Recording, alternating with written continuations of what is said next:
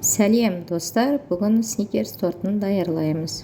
7 жұмыртқамызды жарып ыдысқа салып аламыз.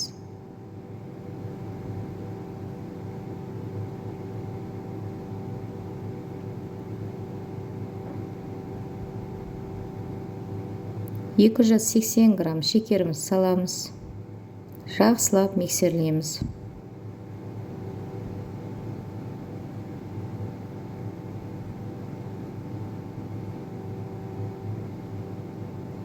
Үстінен қыздырылған 140 грамм сүтімізді құямыз. 100 грамм сұйық майымызды құямыз.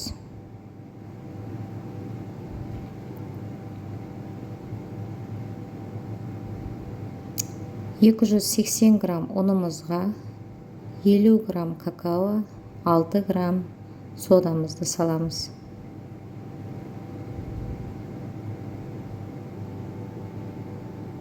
Жақсылап біріктіріп араластырамыз. Сұйық массамызға біртіндеп сала отыра миксерлейміз.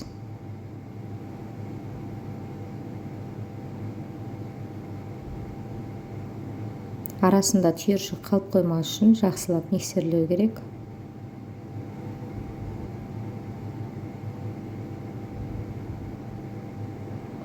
Осымен дайын болған сұйық массамызды екіге бөліп аламыз. Примерно 580 граммнан шықты. Енді сіздердің салған жұмыртқаларыңыздың көлеміне байланысты граммдары соған байланысты шығады. Менде екіге бөлгенде 580 граммнан шықты.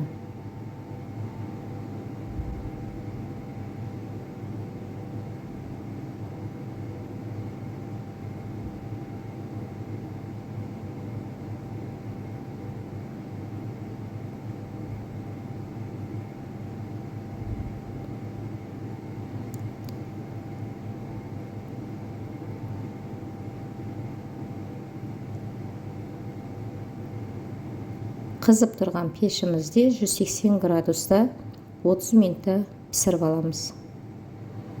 Пешке салғанда бетін ашуға болмайды.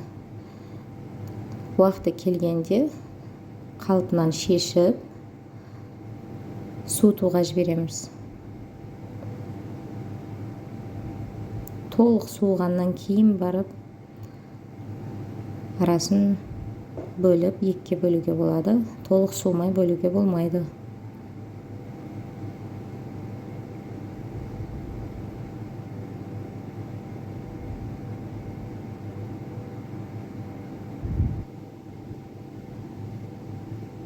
Енді тестамыз суылғанша крем дайындаймыз. 300 грамм творожный сырымызға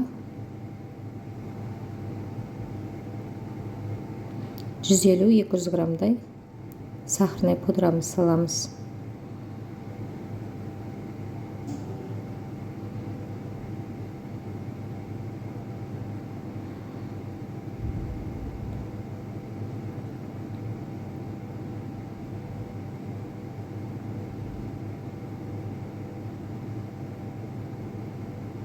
Алты 100 грамм сливкемізді құйып,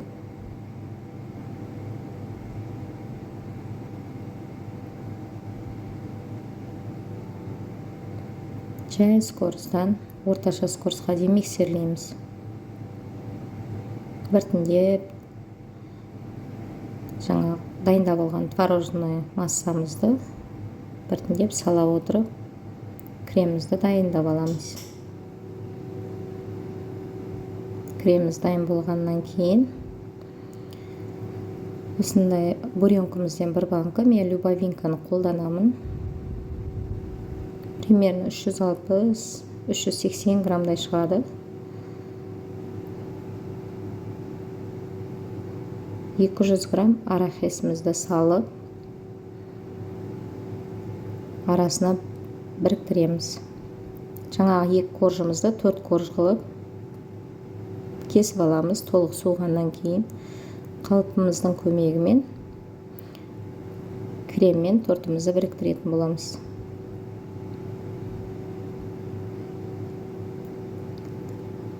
Содан кейін кремді жағып болғаннан кейін арахисіміз бен варенкамыздың араласқан түрін осылай жая отырып астыңғы тестасына бір слой салып жібересіздер.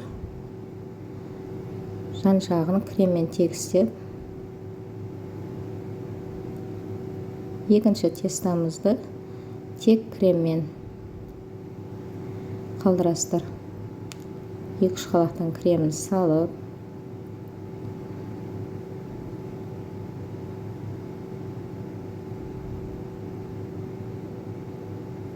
мен арасына пропитать ететін сұйық масса құймаймын.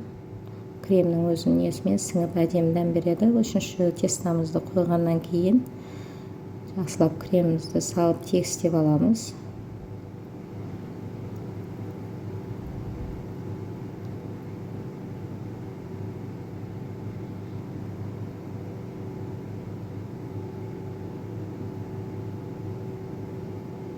Жаңағы арахисіміз бен буренкамыздың араласқан массасын ортасына жая отырып,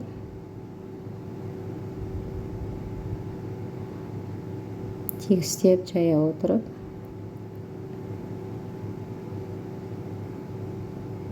жан жағын креммен тегістейміз.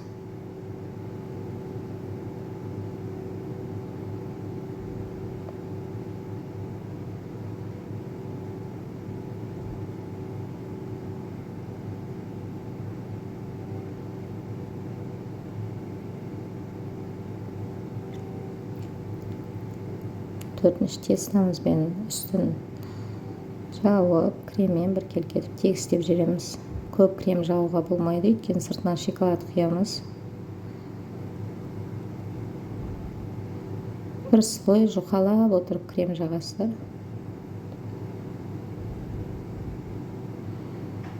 Қалпымыздан шешіп алып, сыртын тегістеп, кремін тегістеп жағып шығамыз.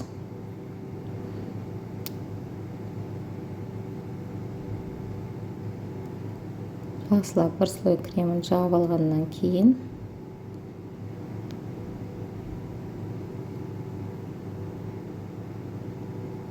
қалпымызды қайтадан кигізіп, мұздатқышқа бір түнге қалдырамыз. Толық мұздаған тестамызды 200 грамм шоколадымызға 50 грамм сұйық май құйып, 100 грамм арахисімізді салып, араластырып аламыз да, осылай тортымыздың бетіне тегістеп құйып, жан жағына жағып шығамыз.